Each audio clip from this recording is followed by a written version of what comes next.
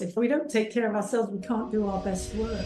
Welcome to Homeopathy Hangout, where today I am just so delighted because after many years of trying, I finally have the immense privilege of introducing you to Carol Boyce. It's not a thought or an opinion. It is a knowledge that homeopathy can save the world. No doubt it can change the world, but I really believe it can save the world, which is that whole thing about every generation becoming healthier than the one before.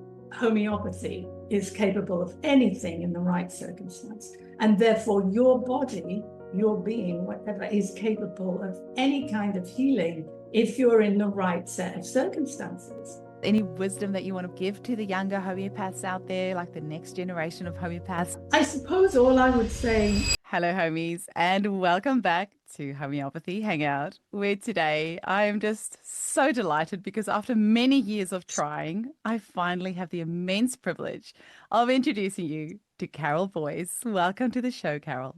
Thank you. Thanks for having me. Thanks for pursuing me, because I meant to say yes years ago. Oh, this is so wonderful. We're actually recording this in July, but this episode isn't coming out till September. But the two of us will get to meet in Bali in August, so by the time this out, we would have already met in person. So it's kind of like Back to the Future almost. We're being like very futuristic here. So I'm super excited to get to meet you in person. I have to tell you a funny story. I texted Marcus and I said, I finally got Carol on the podcast. What question should I ask her? This is his reply. That's great. Ask her about the milk project in India, taking homeopathy into Iraq during the first Gulf War, and being put in prison in Egypt. So how do we even start? So how's that for an intro? But I actually have a tradition here on the podcast, and that is to ask my guests how they were first introduced to homeopathy. So although I'm dying to hear how you ended up in prison in Egypt, can you please tell our listeners how you were first introduced to homeopathy? I was at university, en route to academia, doing a PhD, blah, blah, the usual stuff. And I just started spontaneously. Well, not really. My dad always called the doctor quack. So that kind of stuck in my mind. I started looking at alternatives, and I did Alexander technique, and, I walked very straight, all that stuff. And then I was in the library and I saw this book, and I swear to God, you believe me or not, a sunbeam hit the spine of that book.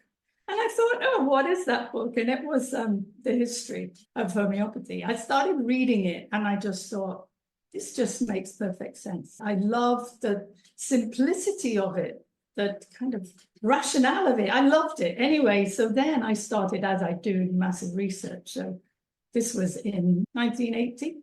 And then I met somebody on the stairs. I lived in a block. I met someone on the stairs who knew somebody, stopped, said hello. She said, yes, this is what I do. I'm a homeopath. And I was like, no way, you're a homeopath. I need to do classes. She said, there's a woman, Karen Whitney, who's doing classes just down the road on a Tuesday night. So I started attending. I went there for 2 years. And this is in the middle of my PhD and a small baby. I called up the College of Homeopathy and I spoke to the registrar. I mean, this is back in the day. I said, this is June or end of August, 1982. And I said, I need to come and study. And she said, we've finished registrations for this year. I have to apply next year. I said, no, you don't understand. I have to come now. Now, please tell the principal he has to interview me. Well, I'm coming from, academia. So I thought that this place was a similar institution. Of course, this was back in 82 when homeopathy was only just getting going. So it was the College of Homeopathy. It was basically in a basement in Lewisham. I went there. I talked to Robert Davidson, who's the principal. And I said, Robert, I have to study. And he said, what have you been doing? I said, well, I've been going to Karen Whitney's class for 2 years. He said, show up on September the 6th, pay your fees to Catherine.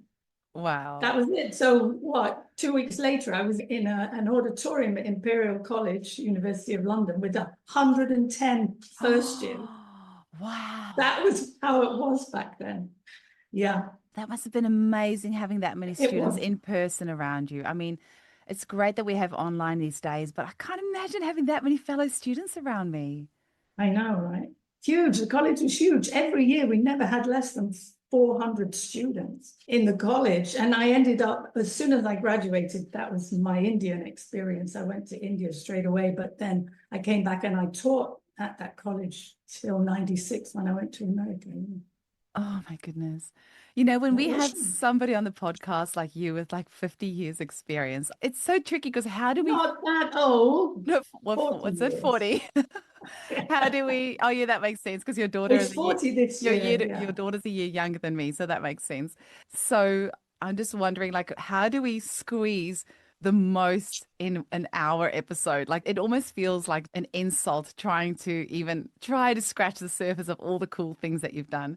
But maybe talk to us about India, because that must have been like straight out of college to India. I mean, what was that like? And that was been an ongoing thing because that's where the milk project is that Marcus was talking about, right? Yes. Subrata Banerjee was head of the college then, the Bengal Allen Medical Institute. And I basically went the first time for a 6-week course doing homeopathy. And of course, if you've been to India, you know, they have a saying, if you throw a stone, you hit a homeopath.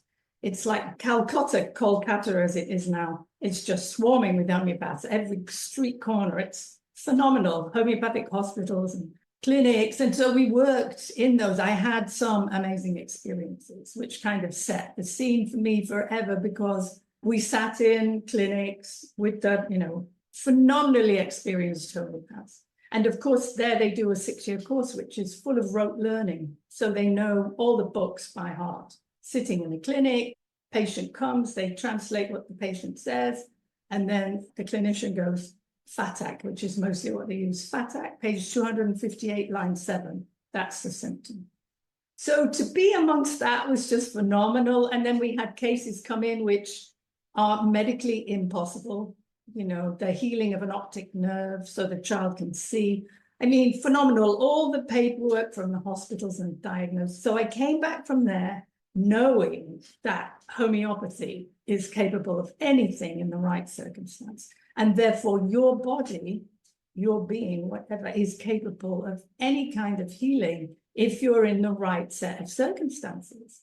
And so for me, then all bets were off. You know, once I started thinking about miasms, the fact that with good homeopathic treatment, every generation becomes healthier than the one before.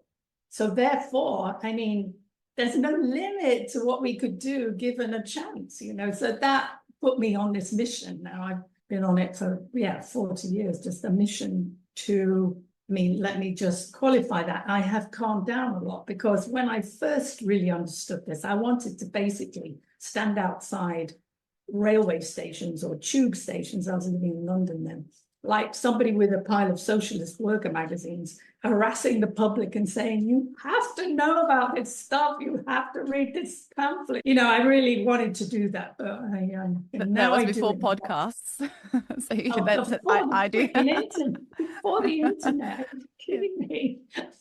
Literally. I feel the same. That's why I have this podcast. I feel like the whole world needs to know. Like, how can they not know? Yeah, I know exactly. that feeling. I'm more contained now. I do things in a more measured way, really. But, you know, the passion is still there. And tell me a little bit about Iraq as well, because why would you even decide to go there in the Gulf? Or was it after the Gulf War? Hey, it was the first Gulf War, don't forget. So this is 91. And I belonged to a group called the Gulf Peace Team, originally, who was setting up a peace camp in Iraq. So I said, okay, I'll go out there and do that. So I went out there and worked on this peace camp.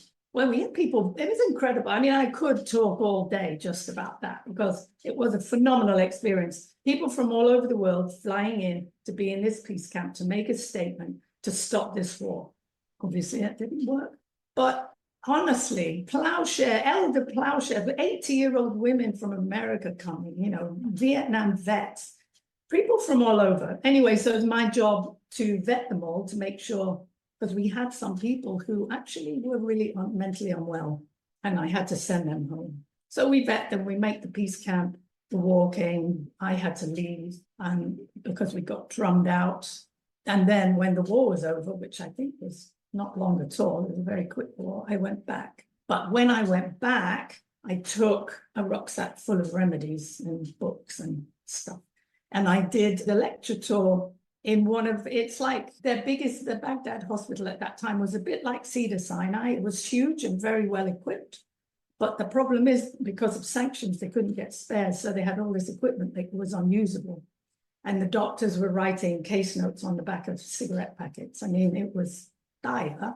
But yeah, they sat in my lectures. I talked to them about homeopathy. I showed them the remedies. I mean, one of the biggest responses was from the immunologist, who came and said, I don't want to be using the products that we use, so we need to know how to do it differently.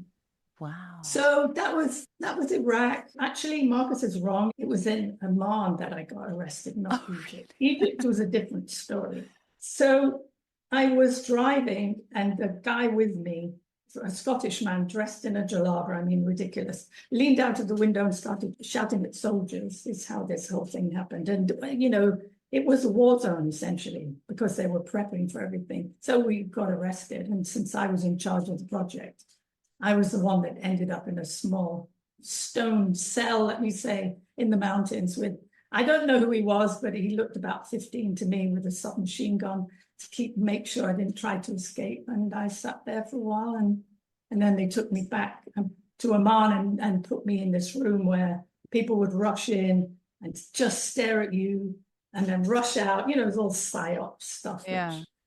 Back in the day, you didn't think about things like that. Now it's like on everybody's mind. I'm sure. Were you teaching them homeopathy in the prison as well? I'm sure you probably... I wasn't there that long, but they let me go and they let me carry on, actually. Wow. Yeah, but the thing in Egypt was actually I was stopped at immigration and they pulled out all my remedies. And of course, one of them was a little white tube full of powder that said opium on it. Oh, no. And that was enough for me to end up getting detained, let me say, probably. But because I had been in Cairo setting up what became the Egyptian Society of Homeopaths and a teaching course there, I called the guy who had helped me, and he was a former Minister of Economics. Wow. So I called up and said, guess where I am? Guess what's happening? Can you make some phone calls? And he got me out. Now, you are making a documentary about your life, right? I feel like this needs to be done. And actually, speaking of Egypt, I have interviewed Abdul Hay, who is so lovely. I really hope I can make it to Egypt at one stage and get to meet him.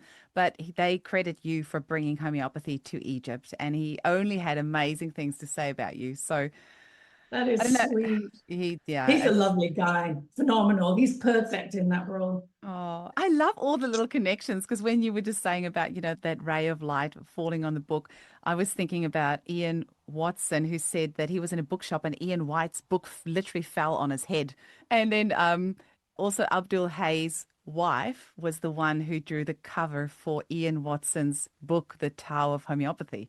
So right. It's like all these little, it's all, yeah, it's beautiful. And when we set up the course in Egypt, the first teacher I sent out there was Robin Murphy, because he was also an Egyptologist, so he was mad. I didn't know that. Yes. Oh, he's crazy, was crazy for it. So I said, well, you can be the first, and the second one was Ian Watson. Oh my gosh. Out there. So yeah, there's so many connections. Oh, that is beautiful. You did it properly. You're like, well, if I'm going to establish homeopathy here, let's do it right.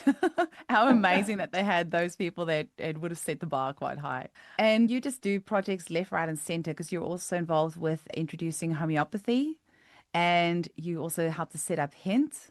And I've just heard that you are starting another project for older female homeopaths so that we don't burn ourselves out. I don't know, am I older as well? Am I in that classification? I burn myself out all the time. I need all the help I can get. So tell us about all of it. Yeah, you know, it's a pattern. I can't say otherwise. It's a pattern.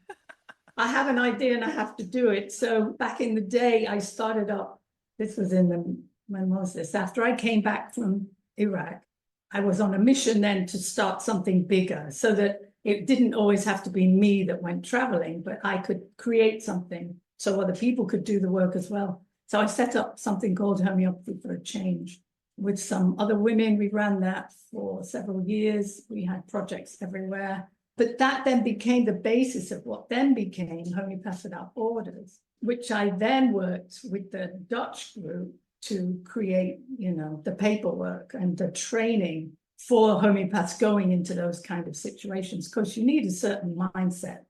You can't just,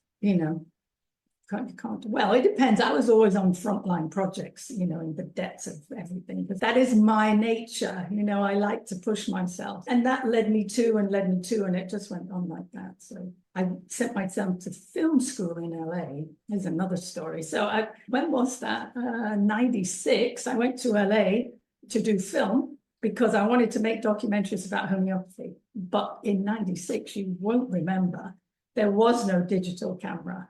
You needed 100 grand just to turn the camera on, basically. And nobody was remotely interested in documentaries of any kind, never mind about homeopathy. So I'd left film school at the end of my course, and I got a job on a film because I was, if I say so, quite good at on the course. So they picked me to do this film. And when I read the script, I was in the production office. I read the script and I thought, what am I doing? I'm like, whatever I was, I'm 45 years old. Why am I wasting my time on this kind of slasher movie? So I resigned. 6 months later, I went for another job, and I sat down, and the guy in charge said, "You walked off John's project." I was like, yes. He said, "Let me tell you something. Unless you have your integrity surgically removed, you will never work in this town." Wow. So that Hollywood thing, you'll never work again. It's really true. So I said, I'm quite attached to my integrity, so I guess I'll go and do something else. So then I ended up at the American University of Complementary Medicine as clinical supervisor in their homeopathy department. So it was mad. I left homeopathy to do film, and I ended up leaving film to go back to homeopathy. So, but you did a documentary, didn't you? Because I think I remember. I did a few. I made some short films. When was that? 2007. Can people still access those? Because I'm trying to think if it was when I chatted with Camelia or somebody else. They're on YouTube. So I made a few short films then, and I was taking my camera over and making little short films about things I saw about homeopathy. But in 2011, I gathered together my film because I'd already been, in 2009, I went with my daughter to film in Tanzania with Jeremy and the Dar es Salaam Clinic and all of that stuff. And loads of other people were now making short films about their projects. So I put them all together into Making a Difference Homeopathy Around the World, which was premiered at the Joint American Homeopathic Conference in 2011. Oh. Kim Aaliyah and Whole Health Now helped with that. But that for me is like the beginning of everything, because my dad was dying at the time. He was on his home straight, and I was living with him, supporting him and stuff. And so he was there the whole time, encouraging me and saying, it's okay, it's all right, you get on with what you're doing. So when it premiered in America, I couldn't go because I was literally at his funeral. Oh. So I dedicated that film to him, and I made it really for students and homeopaths because we were being pummeled in the UK. So that was 2011. Yeah, and I got involved in 20 other things as always, but I made that film for the homeopathic community in the UK, really, because their morale was so low. We were getting attacked from every side. They were taking permission for it to be in the NHS. It was a very interesting time. That's all I can say. So can we still access that movie somewhere, and also that blog? Because yes, and no, that movie is an hour long and it's on YouTube. Okay. I can give you all the links. Oh, amazing. Yeah. And the blog that you wrote about that, where would we find that? Because this is the type of stuff, I think, like history always repeats itself. And if we can read about these things and, learn from that, then hopefully we can have that foresight. If we start noticing, hey, this feels like it's happened before, then, us that have been in the business but not as long can learn from your experience. Yeah. And I can't say too much about strategies because who knows where this ends up. But so I'll go on to something else that I'm involved in very heavily right now, which is HINT, Homeopathy International, which I co-founded. And just tell us a bit about what HINT is as well. So yes, so HINT is a registration body, like the other registration bodies. And we are out and proud that homeopathy essentially is primary care medicine. And if you go to somewhere like India, you will absolutely know it is primary care medicine. It is not a complementary to anything. In my vision, of course, I'm working for it to be at the center and everything else to be complementary to it, including allopathic medicine, because God knows, sometimes we need them. And as I was saying to you, when I had my recent near-death experience, it's not the first one, but I needed intravenous penicillin. Because by the time I realized I was as sick as I was, it was way beyond anything. I didn't have time. I mean, they told me when they came with the ambulance, which of course I refused because I wasn't going to go to hospital, and why would I? Hadn't taken allopathic medicine for 40 years. This is me to the paramedic. He said, lady, you've got about 5 minutes. Your stats, you've got about 5 minutes. So I said, okay. Of course, then I had to walk down the stairs and across the car park by myself, climb on the gurney. I mean, it's just a ludicrous story, which I could tell you some other time what happened to me. But anyway, so yeah, they saved my life. I thank them for saving my life. And then as soon as I came out of the sepsis, crazy, delusional state, I went back to remedies. They told me my liver was shot because of penicillin, because I'd never taken allopathic medicine. So, I used very simple stuff, Carter, chelidonium, mother tincture 3 times a day. It was back to normal in short order, which they could not believe because they'd never seen it happen. And also they did not want to know what I'd done, which to me is all the saddest thing ever, that we can't work together. Yeah, it really is. So we are primary care medicine, no doubt about it. And I'm trying to say it in a way that doesn't suggest that other people are not doing what they should be doing. But we are out and proud. Our mission is to put homeopathy at the center. We support homeopaths' right to practice, patients' right to choose their medicine. And we're not afraid to say any of this. We're not asking homeopaths to put their head in the sand or keep their head below the parapet. We're saying we're going to support you going out there and doing the work you came here to do.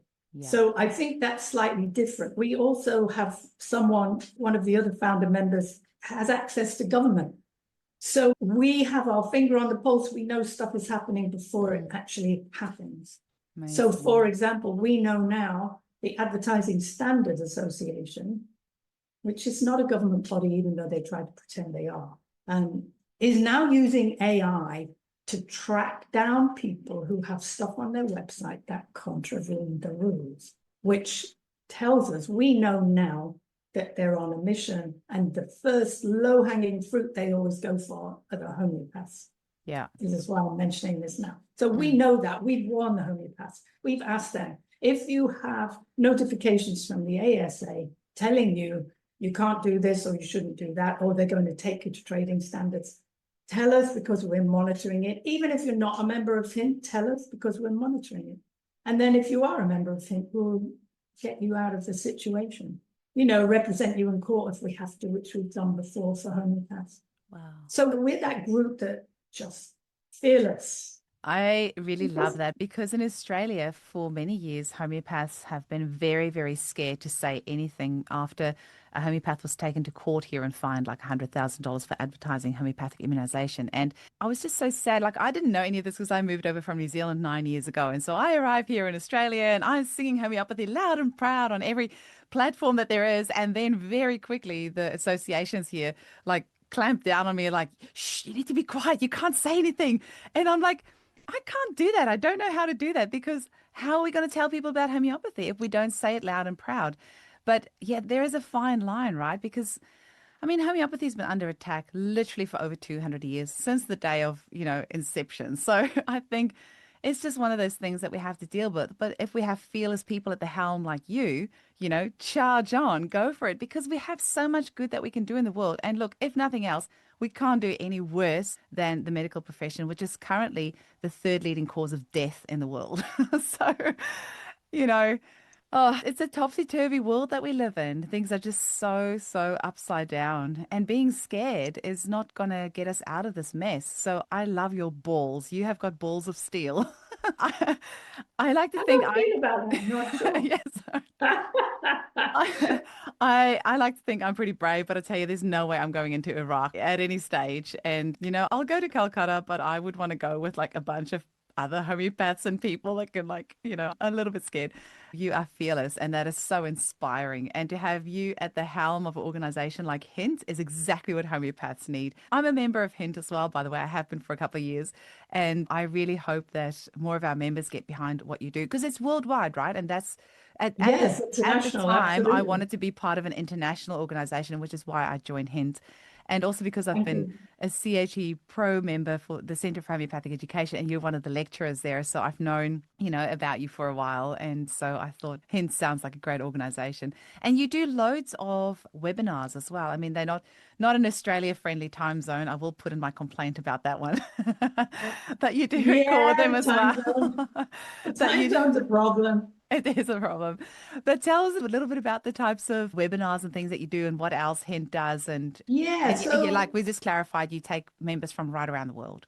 yes, anywhere in the world, and depending on where you are in the world, there are special rates, which is fair. So we make it possible for people in poorer countries, if you like, to still join us if that's a challenge for them.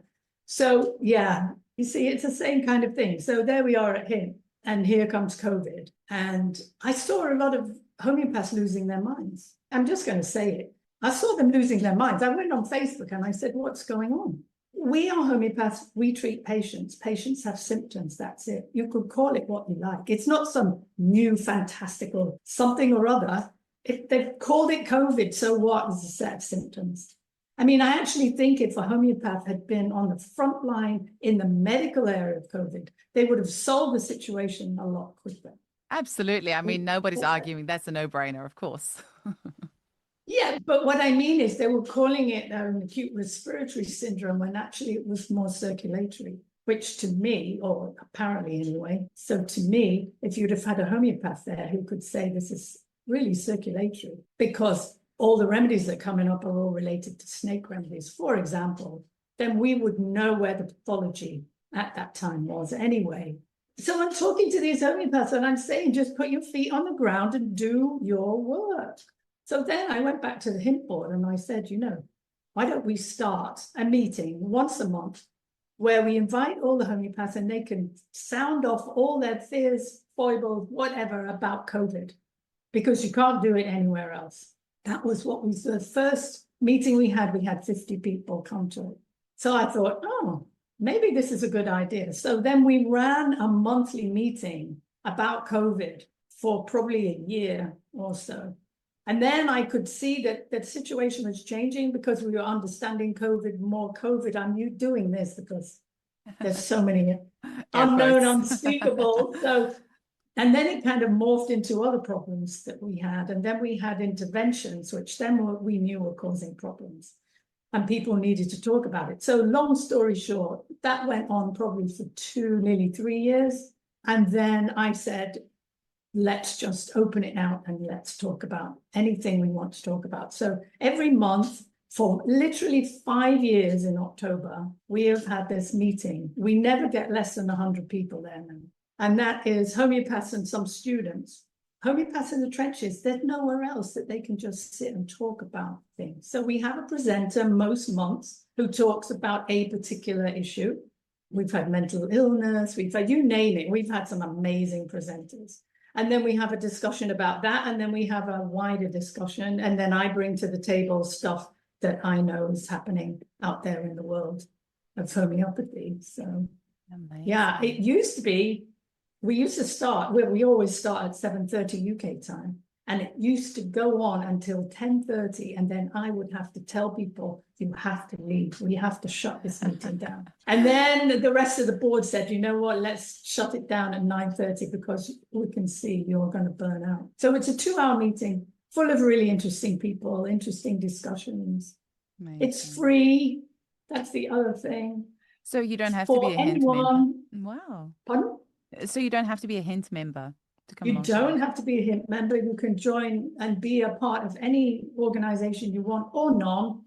We'd love you to join us, of course, blah, blah, blah. The more members we have, the easier it is for us to do our work. Yeah, it's free. Come along. Amazing. And so you can just go to hint.org.uk Yes. And then in the top there, it will say events on the top menu, Yeah. events. Yeah. And then pull that tab down, you can register Oh, perfect. event interest, and then we'll have your email address, and then we can tell you about the next meetings. There's one coming in September, and I've forgotten the date, and I don't have my diary. That's okay. 17th, I think, something Okay. like that. That's a good one, controversial. I like controversial. Okay, amazing. So yeah, that's it. Join us.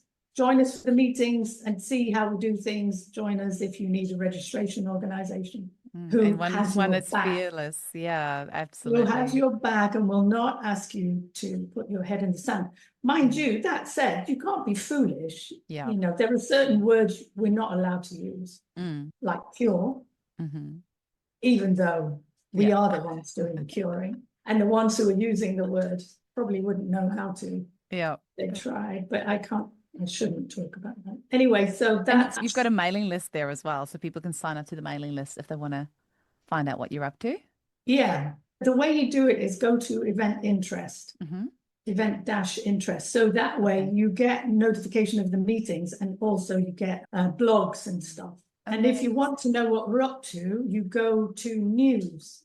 Oh, I see. The website, news, and then you can see what we've been talking about recently. And you've got a research tab there as well. That's great. Yes, loads and loads of research on there.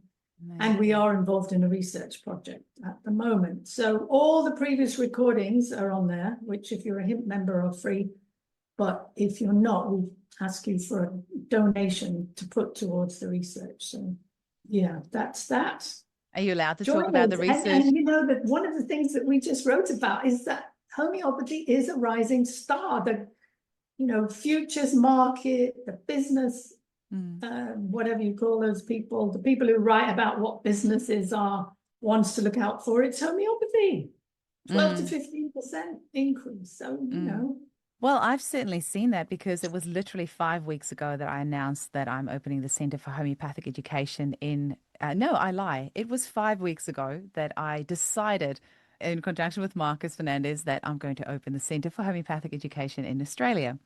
And it was only 3 weeks ago that I announced it, and we already have 35 students, which I think is pretty amazing, considering, you know, there's not even been any lead up to advertise it or anything, where it's like, hey, we're opening, and all these people are going, yep, we want to study with you. That is phenomenal. I think that says quite a lot. I mean, I haven't got 100 students yet, and but yeah, it's pretty exciting. And if I just look around, if I just look even at the mothers' Facebook groups and things that I'm in, nobody even knew what homeopathy was. And now I'm seeing daily posts coming up of people saying, where do I find a homeopath? I want to learn about homeopathics. Where do I buy a kit?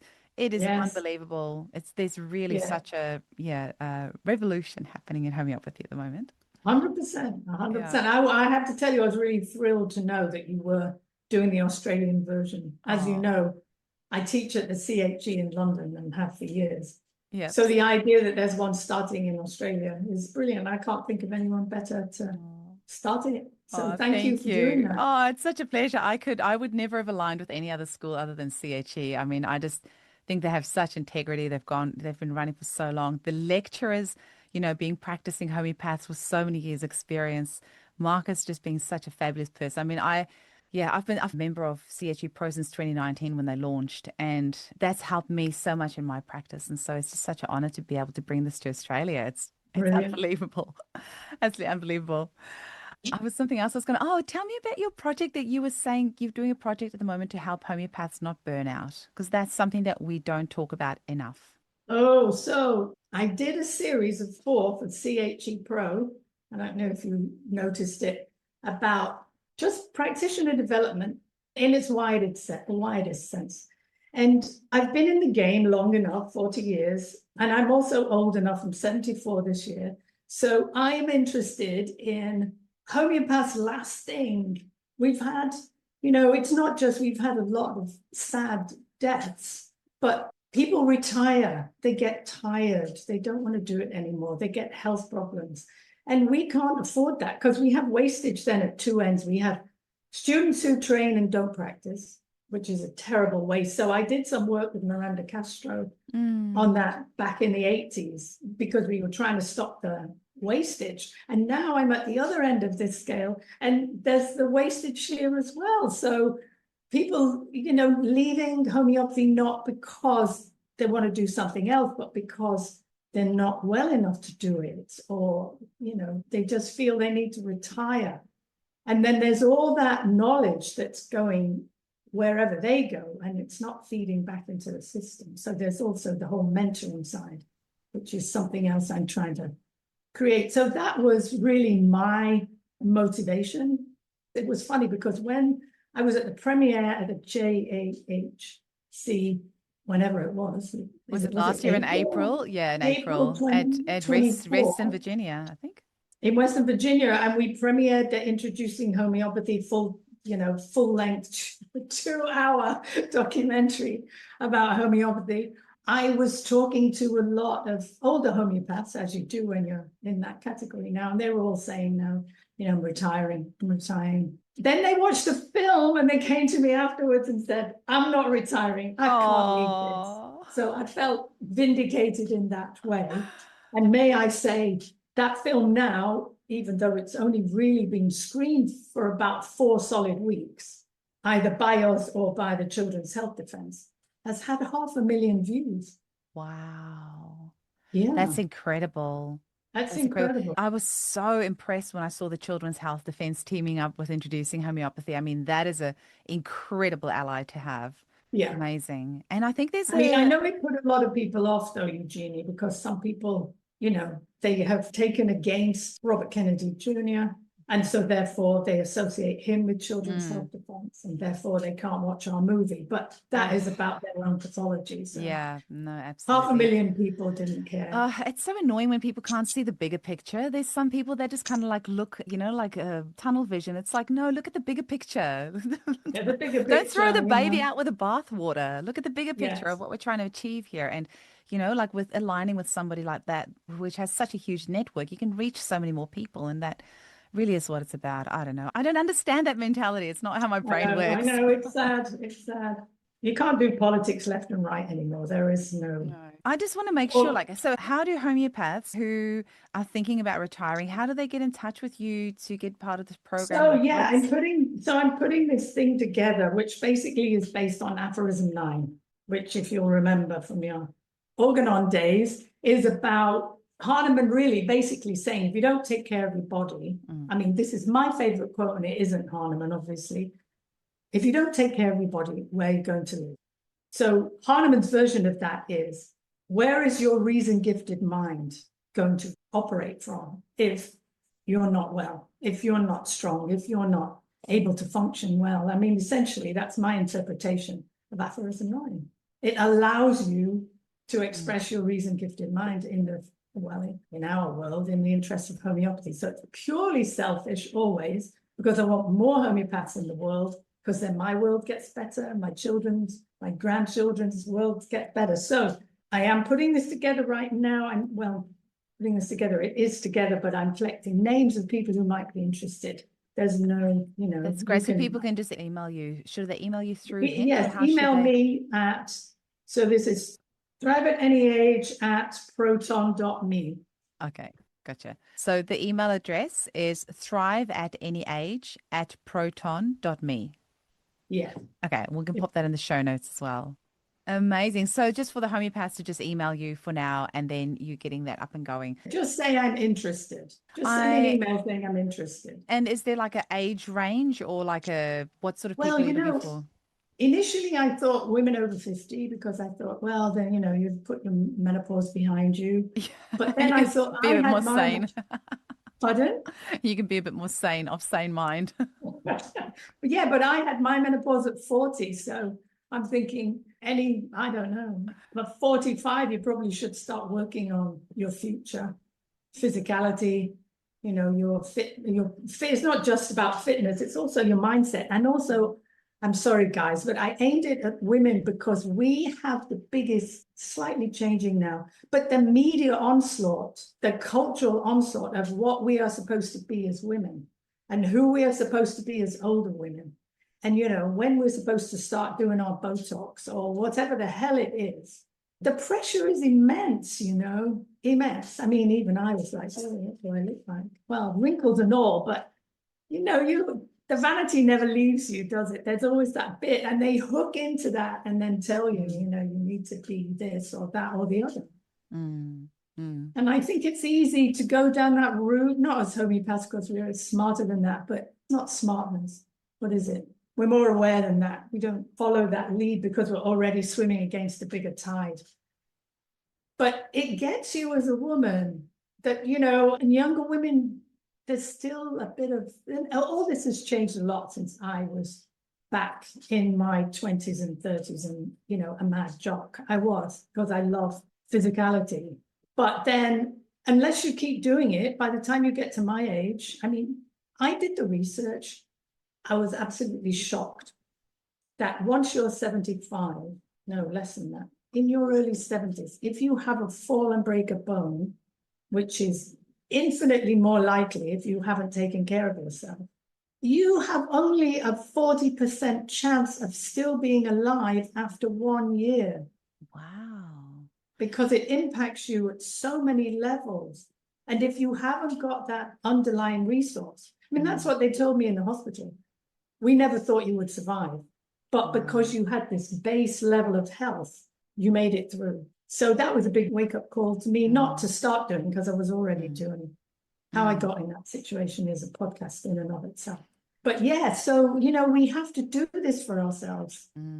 I am so sad that it just feels like we've lost so many amazing homeopaths the last few years, let's say last 4 or 5 years, that was still so young. I mean, we're talking like late 60s, early 70s, which is so young. I mean, my homeopath's Oh. 84, so, you know, and I think if I have a say in it, I always say I'm going to be practicing well into my 80s, you know, if it's up to me.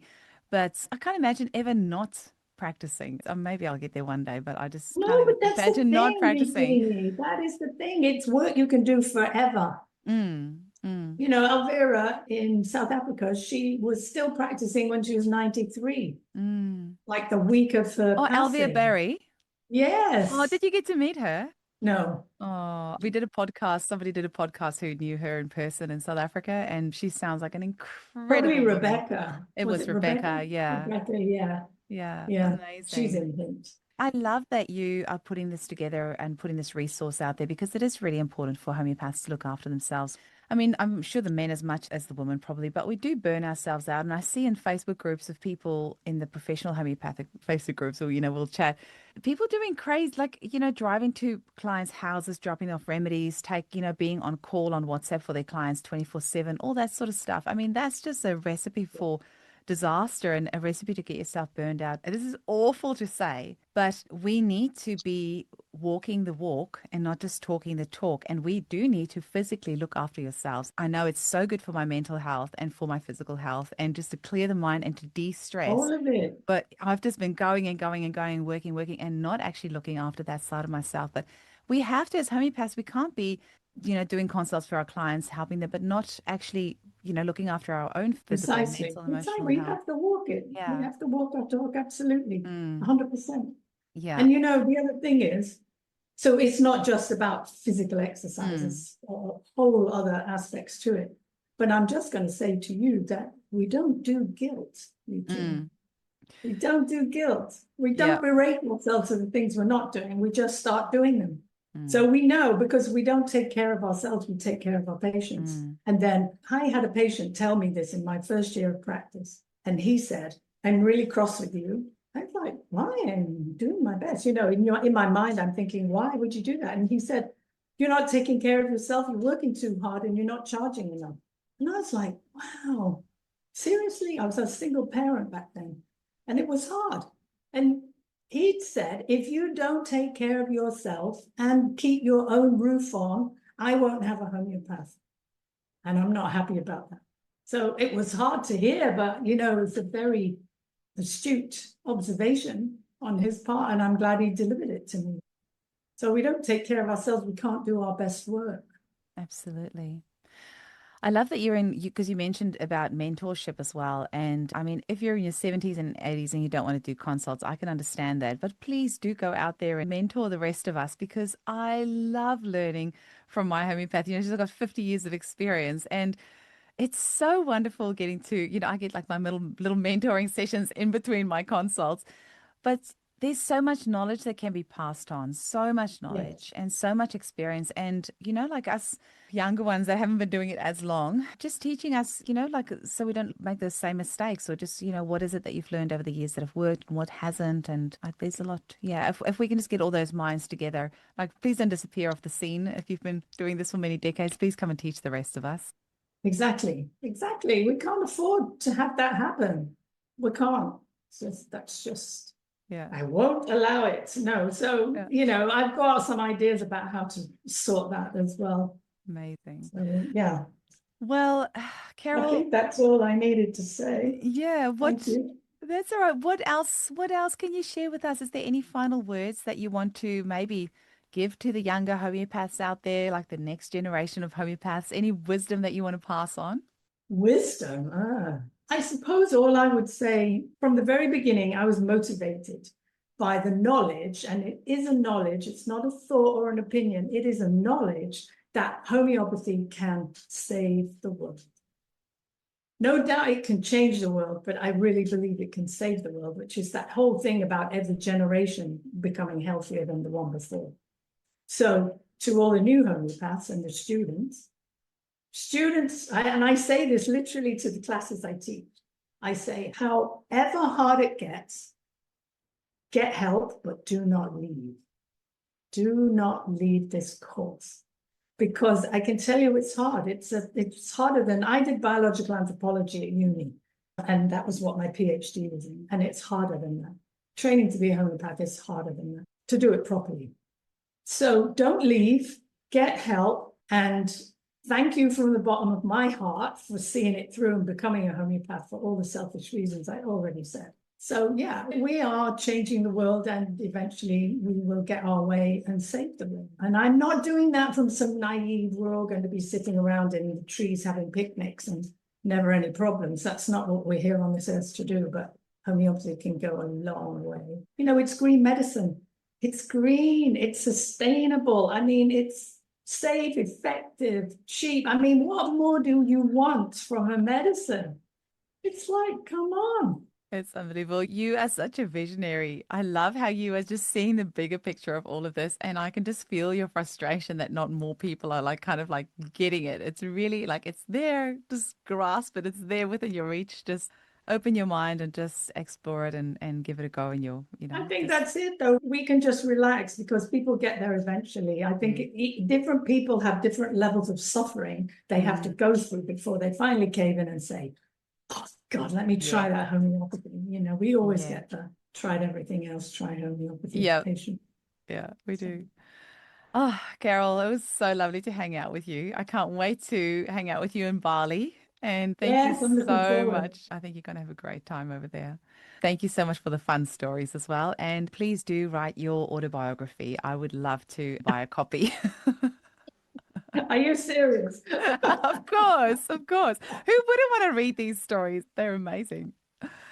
Thank you so much. I'll talk with you very soon. Thank you. Thanks for having me. And I'm sorry it took us so long. But, You were worth waiting for.